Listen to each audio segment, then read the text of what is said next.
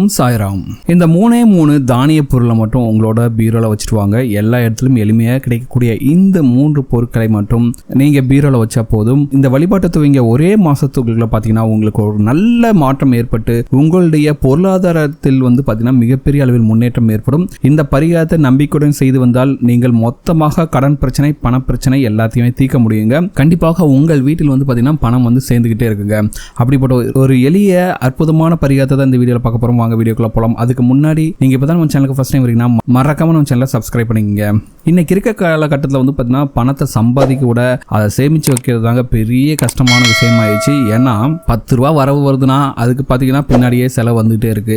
இப்படி இல்லாமல் உங்கள் வீட்டில் பாத்தீங்கன்னா இருக்கக்கூடிய கடன் சுமைகள்லாம் நீங்கி பணம் வீட்டில் உங்க கையில தங்குறதுக்கு இந்த எளிமையான பரிகாரத்தை மட்டும் செஞ்சு பாருங்க. கண்டிப்பாக உங்கள் வீட்டில் பணம் நிச்சயமாக தங்குங்க.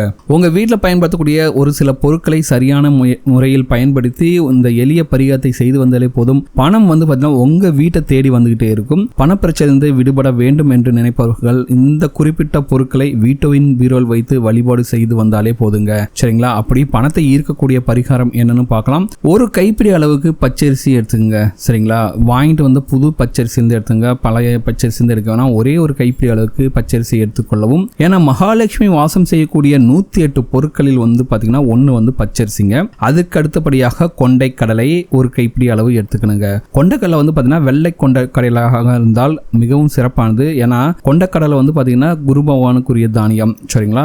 அடுத்த பொருள் பாத்தீங்கன்னா துவரம்பருப்புங்க. இந்த துவரம்பருப்பு பாத்தீங்கன்னா செவ்வாய் பகவானுக்குரிய தானியம் ஆகும். கடன் பிரச்சனை தீரணும், வீடு வாங்கணும், நிலம் வாங்கணும், சொத்து வாங்கணும், அப்படி இல்ல நிறைய பணம் சேர்க்கணும் அப்படிங்கிறவங்க செவ்வாய் பகவானை வழிபட்டு வரலாம்.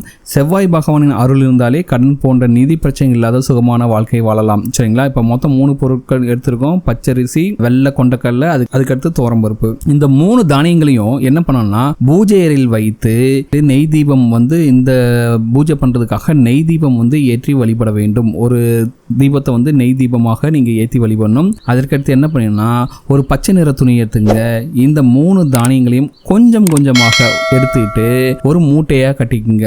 சரிங்களா? இந்த மூட்டையை எங்க வைக்கணும்னா உங்க வீட்டில் பணம் மற்றும் தங்க நகைகள் வைக்கக்கூடிய பீரோல இந்த தானிய மூட்டைகளை வைத்து விட வேண்டும். சரிங்களா? அவ்வளவுதாங்க, பரிகாரம் முடிஞ்சது. அதுக்கடுத்து என்ன பண்ணணும்னா செவ்வாய் மற்றும் வெள்ளிக்கிழமைகளில் உங்கள் வீட்டில் சாமி கும்பிடுவீங்களா, அப்போ பீரோல இருக்க இந்த தானிய மூட்டைக்கு சாம்பிராணி காட்டி வழிபண்ணுங்க. அவ்வளவுதாங்க. சரிங்களா? அதே போல நீங்க சுத்தபத்தம் இல்லாம பெண்கள் மாதவிடாய் காலங்கள் இருக்கும்போது கண்டிப்பாக இந்த தானிய மூட்டையை தொடுவதை தவிர்க்க வேண்டும். மற்ற நேரங்களில் செவ்வாய் மற்றும் வெள்ளிக்கிழமைகளில் இந்த தானிய மூட்டைக்கு நீங்க சூடம் சாம்பிராணி காட்டினாவே போதுங்க. சரிங்களா? இப்படி செய்தாலே போதும். கண்டிப்பாக உங்கள் வீட்டில் பாத்தீங்கன்னா பண வரவு இருந்துகிட்டே இருக்குங்க. இந்த தானிய மூட்டை பாத்தீங்கன்னா 3 மாசம் அல்லது 6 மாதத்திற்கு பிறகு எடுத்து நீங்க அதை கால்படாத இடத்திலோ அல்லது ஓடும் தண்ணீர்ல போட்டுடுங்க. அதுக்கடுத்து மீண்டும் ஒரு நல்ல நாள் பார்த்துட்டு இந்த தானிய மூட்டையை திரும்பவும் பீரோல வச்சுட்டு அதே போல வழிபட்டு வாங்க. சரிங்களா? இந்த தானிய வழிபாட்டை செய்ய துவங்க ஒரே மாசத்துக்குள்ள பாத்தீங்கன்னா உங்களுக்கு ஒரு நல்ல மாற்றம் ஏற்பட்டு உங்களுடைய பொருளாதாரத்தில் நல்ல முன்னேற்றம் ஏற்படும். இந்த பரிகாரத்தை நம்பிக்கையோடு செஞ்சு வந்தாலே போதும். உங்களுடைய மொத்த கடன் பிரச்சனையும் சரி, பண பிரச்சனையும் தீர்ந்து கண்டிப்பாக அதிலிருந்து வெளிவருவதற்கான வாய்ப்புகளும் வழிகளும் இந்த பரிகாரம் உங்களுக்கு காட்டுங்க. இந்த பரிகாரம் ரொம்ப எளிமையாக செய்யக்கூடிய பரிகாரம் தான். எல்லாமே வீட்டில் இருக்கக்கூடிய பொருட்கள் தான். இந்த பரிகாரத்தை செஞ்சு பாருங்க. கண்டிப்பா உங்க வீட்டில் இருக்கக்கூடிய கடன் சுமைகளை நீங்கி கண்டிப்பாக உங்கள் வீட்டில் பாத்தீங்கன்னா பணம் மிகப்பெரிய அளவில் சேருங்க.